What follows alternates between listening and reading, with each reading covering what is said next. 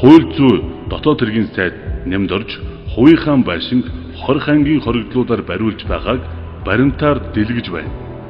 Нийслэлийн Чингэлтэй дүүргийн 18 дугаар хорооны задгаа буюу бэлгүүн уулын ингэрд цөндөрлөх 3 давхар шар хаус бол хууль зүй дотоод хэргийн сайд Ц нэмд оржийнх.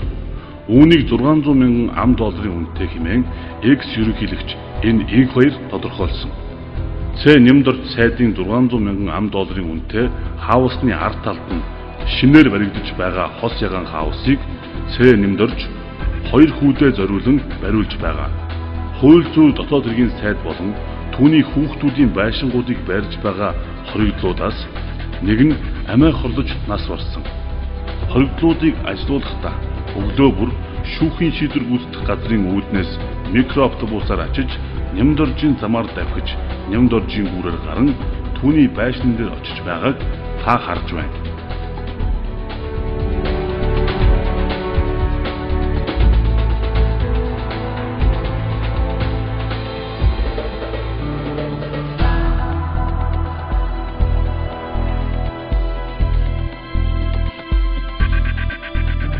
Чойдоржийн Батөнөр Дарих дэх 441-р ангийн ялтан бусадтай бүлэглэн бусдыг дээрэмдэн эд зүйл хулгайлсан галт зэвсэг хэрэгэлсэн хулгайн гэмт хэрэгт нийслэлийн шүүхээс 20 жил хорих ял шийтгүүлсэн. Болор чулууны ган хоёг амгалан дэх 421-р ангийн ялтан эрүүгийн хуулийн 45-ын 4-өөр 13 жил хорих ял шийтгүүлсэн. Должингийн Отхон баяр 421-р ангийн ялтан эрүүгийн хуулийн 96-гийн 1-ээр 3 жил 5 сарын хорих ял авсан.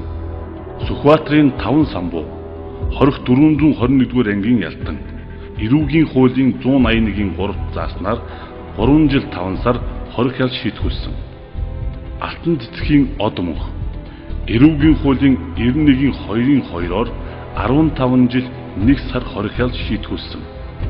Хорих ангийн эдгээр ялтнууд хууль зүй дотоод хэргийн сайд болон түүний хүүхдүүдийн шинээр баригдаж байгаа тус бүрэн сая долларын байшинг барьжээ.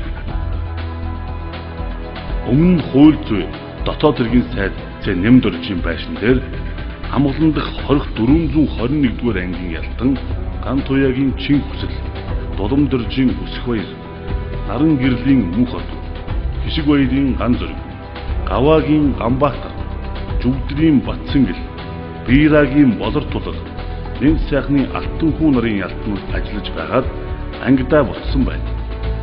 Хууль зүй дотоод хэргийн сайд албан тушаалан амин хувьдаа хэрхэн ашигладгийн үлгэр жишээг Ц нэмд орж харуулж байна.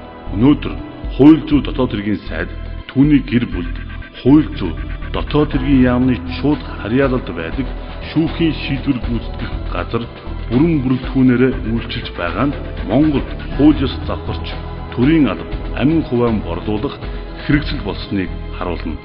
Хоригдлуудын хүч хөдөлмөрийг сорж үн төлбөргүйгээр хувийнхаа байшинг бариулж байгаа энэ байдал хууль зүйн сайдын огцрох нэг үндэслэл биш гэж үү?